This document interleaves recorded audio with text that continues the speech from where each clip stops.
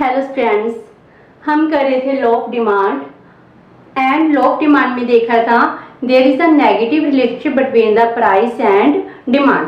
अगर किसी प्रोडक्ट के प्राइसेस इंक्रीज कर जाएंगे उसकी डिमांड भी फॉल कर जाएगी। आज हम देखेंगे why does demand curve slope downward. जो हमारी डिमांड कर्व की स्लोप है वो डाउनवर्ड क्यों होती है। हमने ये देखा था डी डिमांड कर्व। जो डिमांड कर्व है ये डाउनवर्ड स्लोपिंग है। आज हम करेंगे इसके रीजंस कि डिमांड कर्व स्लोप डाउनवर्ड क्यों है। इसका पहला रीजन है law of diminishing marginal utility. कि ये मार्जिनल यूटिलिटी एनालिसिस किया था। यूटिलिटी एनालिसिस में हमने क्या देखा था, क्या अगर एक कंज्यूमर जितनी ज्यादा क्वांटिटी कंज्यूम करेगा उसको उस कमोडिटी से मिलने वाली मार्जिनल यूटिलिटी डिमिनिश करती जाती है। अगर ये हमारी मार्जिनल यूटिलिटी कर्व है, अगर कंज्यूमर एक क्वांटिटी ले रहा है तो उसको OU यूटिलिटी मिल रही है। अगर वो क्वांटिटी इंक्रीज कर दे Q1 तो उसकी यूटिलिटी क्या होगी, डिमिनिश करके। ये हमने रिलेशनशिप किया था मार्जिनल यूटिलिटी एनालिसिस में। कंज्यूमर का इक्विलिब्रियम देखा था। कंज्यूमर इक्विलिब्रियम में हमने क्या किया था कि एक कंज्यूमर का इक्विलिब्रियम कहाँ होगा, where marginal utility of commodity X equals to the marginal utility of money. उसकी कमोडिटी की मार्जिनल यूटिलिटी मनी की यूटिलिटी के लिए इक्वल होती। उसकी marginal utility of commodity must be equals to marginal utility of money. अगर ये दोनों इक्वल होंगे तभी कंज्यूमर इक्विलिब्रियम सिचुएशन में होगा। Although marginal utility of money constant हमने माना था, लेकिन जो यूटिलिटी ऑफ मनी है वो एक तरह प्राइस मनी की हो गई। इट मीन्स क्या है, अगर एक कंज्यूमर कोई भी क्वांटिटी कोई भी आउटपुट परचेज करता है तो उसको प्राइस पे करनी पड़ती है। अगर वो ज्यादा क्वांटिटी डिमांड करेगा, ज्यादा क्वांटिटी तभी कंज्यूम करेगा अगर वो कम प्राइस पे करे। अगर किसी प्रोडक्ट के प्राइसेस कम हो जाएंगी, मान लो ये कंज्यूमर इक्विलिब्रियम सिचुएशन है, मार्जिनल यूटिलिटी ऑफ मनी, ठीक, ये है हमारी मान यूटिलिटी। ये इसको इक्विलिब्रियम सिचुएशन में आ गया। क्यों क्वांटिटी डिमांड कर रहा है, मनी की क्वांटिटी, मनी की मान यूटिलिटी ऑफ मनी कांस्टेंट है। अगर उसको मनी के प्राइसेस के मनी की कम मनी देनी पड़े, प्राइसेस क्या हो गई, फॉल कर गई। अगर किसी प्रोडक्ट के प्राइसेस फॉल कर जाएंगे तो उसको कम मनी देनी पड़ेगी। अगर वो पहले 10 रुपए दे रहा था, अब कितने दे रहा है, 8 रुपीज, तो marginal utility of money per unit क्या होगी, डिक्लाइन कर गई, तो उसकी क्वांटिटी क्या हो जाएगी, इंक्रीज कर जाएगी। सो अगर डिमांड का स्लोप डाउनवर्ड क्यों होती है, उसका फर्स्ट रीजन है law of diminishing marginal utility. इसकी वजह से कंज्यूमर ज्यादा क्वांटिटी तभी परचेज करता है अगर उसको कम प्राइस पे करनी पड़े। ये था हमारा first point, law of diminishing marginal utility. अब इसका सेकंड पॉइंट है इनकम इफेक्ट। इनकम इफेक्ट को हम कैसे डिफाइन कर सकते हैं। मान लो आपकी कंज्यूमर इनकम है ₹100 एंड आप कोई कमोडिटी परचेज कर रहे हो, सपोज बर्गर ले रहे हो। बर्गर की प्राइस कितनी है, ₹25। तो आपकी इनकम कितनी है, 100 से कितने बर्गर की डिमांड कर सकते हो। अगर हम इसकी क्वांटिटी निकालें, इनकम अपॉन प्राइस कितनी आ गई हमारे, 100 अपॉन 25 इक्वल्स टू 4 यूनिट्स।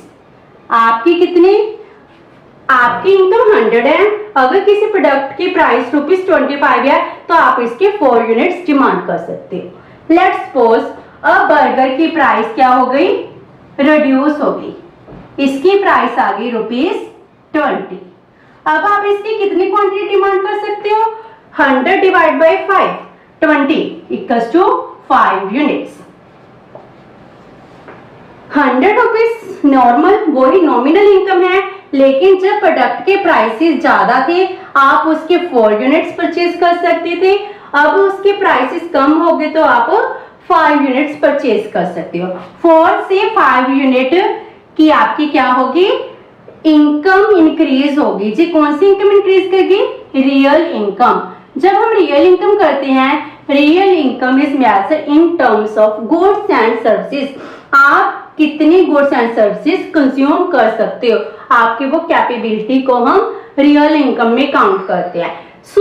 जब किसी प्रोडक्ट की प्राइस फॉल करती है, प्रोडक्ट की प्राइस फॉल करने से कंज्यूमर की रियल इनकम इंक्रीज कर जाती है। अगर उसकी रियल इनकम इंक्रीज कर जाएगी, हो सकता है वो ज्यादा क्वांटिटी डिमांड करने लग जाए। ऑब्वियस है, कंज्यूमर क्या करते हैं? ज्यादा क्वांटिटी डिमांड करते हैं जब प्रोडक्ट के प्राइसेस फॉल करते हैं। तो इसका सेकंड रीजन क्या हुआ? Income effect. अब थर्ड क्या है? Substitution effect. सब्स्टिट्यूशन इफेक्ट में हमने क्या किया था? दो product T and coffee. T का सब्स्टिट्यूट प्रोडक्ट कौन सा है? कॉफी। मान लो कॉफी के प्रोडक्ट के प्राइसेस राइज करके, कॉफी के प्रोडक्ट के प्राइसेस इंक्रीज करके टी के प्रोडक्ट के प्राइसेस कुछ भी नहीं है, कांस्टेंट रहे। अब टी के प्रोडक्ट के प्राइस राइज करने से क्या हो गया? टी की डिमांड राइज कर गई। क्यों?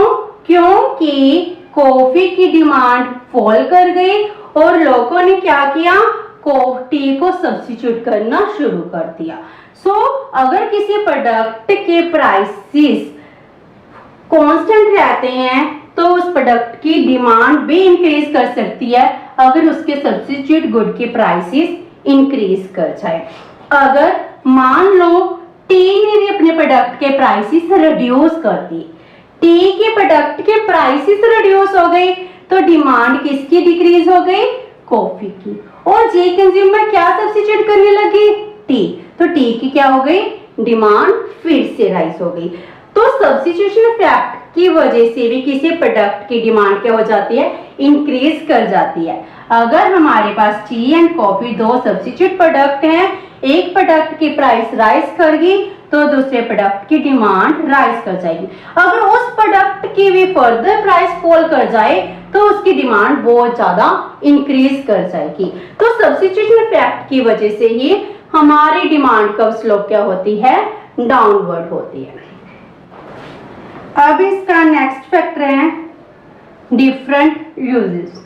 डिफरेंट यूजेस का मीन क्या हुआ? एक प्रोडक्ट सपोज मिल्क है, मिल्क को हम बहुत सारे पर्पस के लिए यूज कर सकते हैं। तो जैसे हम पहले तो पीने के लिए, ड्रिंक के लिए, टी कॉफी के लिए यूज कर सकते हैं। अगर मिल्क ज्यादा होगा कर्ड यूज कर सकते हैं, चीज बना सकते हैं, इसकी स्वीट्स बना सकते हैं। इसकी डिफरेंट यूजेस हैं। अगर मिल्क की प्राइस ज्यादा होगी, बहुत ज्यादा कॉस्टली होगा, तो हम सिर्फ एक पर्पस के लिए यूज करेंगे, पीने के लिए। अगर मिल्क की प्राइस कम हो जाएगी तो इसको हम यूज कर लेंगे कर्ड के लिए भी, चीज के लिए, स्वीट्स के लिए भी। तो जिस प्रोडक्ट की डिफरेंट यूजेस होते हैं, अगर उस प्रोडक्ट की प्राइस फॉल कर जाए तो उसकी डिमांड क्या हो जाएगी? बहुत ज्यादा इंक्रीज कर जाएगी। अब लास्ट वन क्या है? Size of consumer group. It means क्या है? प्रोडक्ट की प्राइस फॉल करने से कंज्यूमर ग्रुप का साइज इंक्रीज कर जाता है। वो कैसे? सपोज आप कहीं मार्केट में जाते हो, आपको कोई जैकेट है बहुत अच्छी लगी, उसकी प्राइस 5000 है, लेकिन आपको लगता है 5000 बहुत कॉस्टली है। अगर इसकी प्राइस 4000 तक होती तो शायद मैं परचेज कर लेती। इसको कुछ 5000 के जैकेट को कुछ पर्सन है वो ही परचेज करते हैं। अगर उस जैकेट के प्राइसेस फॉल कर 4000 पर आ जाएं तो कुछ नए कंज्यूमर भी क्या करने लगेंगे? उस प्रोडक्ट को परचेज करना शुरू कर देंगे। हमारा कंज्यूमर ग्रुप है उसका साइज इंक्रीज कर जाता है जब किसी प्रोडक्ट के प्राइसेस फॉल करते हैं तो उस प्रोडक्ट की डिमांड इंक्रीज कर जाती है। जी थी हमारे रीजंस क्या, why does demand curve slope downward, हमारी डिमांड कर्व स्लोप डाउनवर्ड क्यों होती है। अब इसका करेंगे हम एक्सेप्शन केस। एक्सेप्शंस का मीनिंग क्या हुआ कि डिमांड कर्व स्लोप हमेशा डाउनवर्ड होती है, लेकिन कभी हो सकता है कि डिमांड कर्व स्लोप डाउनवर्ड ना होकर इंक्रीज कर रही हो, अपवर्ड हो। एक्सेप्शन केस में हम किसकी स्टडी कर रहे हैं कि किसी प्रोडक्ट की प्राइस इंक्रीज करने से उस प्रोडक्ट की डिमांड इंक्रीज कर रही है, तो हमारी डिमांड कर्व क्या है, पॉजिटिव स्लोप। अगर किसी प्रोडक्ट की प्राइसेस राइज करेंगे तभी उसकी डिमांड इंक्रीज होगी। ऐसी केस भी हो सकती है जिसको हम स्टडी करेंगे, तो इसको कहते हैं एक्सेप्शनल केस, जिसमें लॉ ऑफ डिमांड हमारा फुलफिल नहीं होता, वो वहां पर अप्लाई नहीं हो रहा, तो वो क्या हो गए हमारे एक्सेप्शनल केस। तो इसके एक्सेप्शनल केस कौन से हैं। First of all articles of distinction. Distinction का मीनिंग ये है डिफरेंट, जो प्रोडक्ट डिफरेंट है, डिस्टिंक्शन है, जो कहीं पर नहीं मिलते, वो डिफरेंट प्रोडक्ट की प्राइसेस ज्यादा होगी तो उसकी डिमांड भी ज्यादा होगी। कोई ओरिजिनल ऑथर की बुक है, किसी आर्टिस्ट की पेंटिंग है ओरिजिनल, वो हम कितने मिलियंस डॉलर में सेल हो रही है, तो जितनी आर्टिकल डिफरेंट होगी, मैन कॉस्टली होगी, उसकी डिमांड भी उतनी ही ज्यादा इंक्रीज होगी। जो रिच पर्सन हैं वो उस गुड की डिमांड क्यों करते हैं, क्योंकि उस प्रोडक्ट की प्राइस बहुत ज्यादा है। अगर किसी प्रोडक्ट की प्राइसेस ज्यादा होगी तो उस प्रोडक्ट की डिमांड भी इंक्रीज हो जाएगी। अगर मान लो हमारी कंट्री के कुछ स्पेशल बहुत रिचेस्ट 100% है, अगर वो आम लोगों की तरह सिंपल कारपेट्स लेने स्टार्ट कर दे, सिंपल गुड्स की डिमांड करने स्टार्ट कर दे, तो अगर उसके घर में वो चीजें लगी होंगी तो उसकी सोशल प्रेस्टीज को शो नहीं करता। वो क्या करते हैं, डिफरेंट प्रोडक्ट की डिमांड करते हैं, बहुत ज्यादा कॉस्टली होती है। दैट्स व्हाई अगर नीता अंबानी देखते हैं, उसका मोबाइल कितने करोड़ का है, उसमें गोल्ड प्लेटिनम लगा हुआ है, तो उसकी डिमांड वो क्यों कर रही है, क्योंकि वो डिफरेंट है। अगर इसके प्रोडक्ट बहुत ज्यादा हो जाएंगे, उस प्रोडक्ट के प्राइसेस कम हो जाएंगे, शायद वो लोग उसकी डिमांड नहीं करेंगे। सो कुछ गुड्स जो सोशल प्रेस्टीज को दिखाते हैं कि हम सोसाइटी में सबसे रिच है, तो हमारे पास डिफरेंट गुड्स हैं, ऐसी गुड्स की डिमांड तभी इंक्रीज करेगी अगर उस प्रोडक्ट के प्राइसेस राइज करेंगे। सो आर्टिकल ऑफ डिस्टिंक्शन इसका लॉ ऑफ डिमांड का एक्सेप्शनल केस है। और इसको वेवलन गुड्स क्यों कहते हैं, इस चीज को हमारे इकोनॉमिक्स वेवलन ने डिफाइन किया था, उनके नाम पर ही क्या बन गया, वेवलन गुड्स बन गया, आर्टिकल्स ऑफ डिस्टिंक्शन और Veblen goods. Then second one is ignorance. कई बार कंज्यूमर क्या होता है, इग्नोरेंट होता है, उसको लगता है अगर किसी प्रोडक्ट के प्राइसेस कम हैं, प्रोडक्ट के प्राइसेस लो हैं, तो उस प्रोडक्ट की क्वालिटी क्या है, लो है। प्रोडक्ट के प्राइस लो है तो क्वालिटी लो है। अगर प्रोडक्ट के प्राइसेस हाई होंगे तो क्वालिटी क्या होगी, हाई होगी। जी क्या है, कंज्यूमर की इग्नोरेंस। हमें लगता है कि अगर हम ज्यादा प्राइस प्रोडक्ट के पे कर आ रहे हैं तो उस प्रोडक्ट की क्वालिटी भी हाई है, तो हम क्या करते हैं, इग्नोरेंस की वजह से अच्छी क्वालिटी लेने के लिए हम क्या करते हैं, जो प्रोडक्ट के प्राइसेस कम होते हैं वो प्रोडक्ट परचेज नहीं करते। तो अगर किसी प्रोडक्ट के प्राइसेस राइज करेंगे तो हम कहेंगे उस प्रोडक्ट की क्वालिटी बहुत अच्छी है, तो उस प्रोडक्ट की डिमांड भी इंक्रीज कर जाएगी। Third one is given goods. Given goods में क्या है, गिवन इकोनॉमिक्स का नाम है, सर रॉबर्ट गिवन ने इसको डिफाइन किया था। क्या, जब क्या हुआ, सेकेंड वर्ल्ड वॉर में हमारे पास दो गुड्स हैं, ब्रेड एंड मीट। जिस सेकेंड वर्ल्ड वॉर में क्या हुआ, प्रोडक्ट के प्राइसेस राइज कर रहे थे, हर एक प्रोडक्ट के प्राइसेस बहुत ज्यादा इंक्रीज कर रहे थे। अब क्या हुआ, तो ब्रेड के प्राइसेस भी इंक्रीज कर रहे होंगे और मीट की भी, नॉन वेज की भी प्राइसेस इंक्रीज कर सकते हैं। जो पुअर पीपल हैं वो क्या कर रहे हैं, अब उनकी परचेजिंग पावर कम हो गई, प्राइसेस इंक्रीज करने लगे, तो वो अब मीट की डिमांड नहीं कर सकते।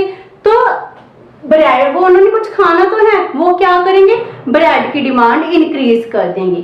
तो उन्होंने ब्रेड की डिमांड इंक्रीज कर दी। ऑल्दो क्या हो रहा था कि ब्रेड के प्राइसेस भी इंक्रीज कर रहे थे, लेकिन उन्होंने अपना पेट भरने के लिए क्या कर दिया, डिमांड इसकी इंक्रीज कर दी। ऑल्दो उनका इनकम इंक्रीज कर रही है, इनकम इंक्रीज करने की वजह से इस प्रोडक्ट की डिमांड कम होनी चाहिए थी, लेकिन ब्रेड के प्राइसेस भी इंक्रीज हो रही है, लेकिन कंपैरेटिवली मीट की प्राइसेस बहुत ज्यादा हाई है जिसको वो अफोर्ड नहीं कर सकते। तो उन्होंने क्या किया, ब्रेड की डिमांड इंक्रीज कर दी। तो इनको क्या कहते हैं हम, गिवन गुड्स। अगर किसी प्रोडक्ट के प्राइसेस इंक्रीज करते हैं तो उस प्रोडक्ट की डिमांड भी इंक्रीज कर जाती है, जो नेसेसिटी प्रोडक्ट के केसेस में होते हैं mostly. Last one is expectations of rise और fall in price in future. हमें एक्सपेक्टेड है किसी प्रोडक्ट के प्राइसेस हैं वो फ्यूचर में राइज करेंगे या फॉल करेंगे। अगर हम सोचे नियर फ्यूचर में प्रोडक्ट के प्राइसेस फॉल करने वाले, तो आज के टाइम में डिमांड कम हो जाएगी। अगर उसके प्राइसेस फ्यूचर में इंक्रीज करेंगे तो आज के टाइम में क्या होगी, डिमांड इंक्रीज हो जाएगी। अब प्रोडक्ट के प्राइसेस राइज कर रहे हैं, डिमांड फिर भी इंक्रीज कर रही है। जैसे गोल्ड का लगा लो, गोल्ड 50, 51, 52,000 हो गया, और हमें क्या न्यूज आ रही है कि गोल्ड के प्राइसेस दिवाली तक 1-2 महीनों में क्या हो जाएंगे, 60,000 क्रॉस कर जाएंगे। तो गोल्ड के प्राइसेस इंक्रीज कर रहे हैं, फिर उस प्रोडक्ट की डिमांड इंक्रीज कर रही है। क्यों? क्योंकि लोगों की एक्सपेक्टेशंस है कि फ्यूचर में इस प्रोडक्ट के प्राइसेस और भी ज्यादा इंक्रीज कर सकते हैं। तो वो आज के टाइम में ही क्या कर लेंगे, डिमांड इंक्रीज कर लेंगे। ये थे हमारे एक्सेप्शनल केस। विद दिस हमारा लॉ ऑफ डिमांड कंप्लीट होता है। Thank you so much, have a nice day.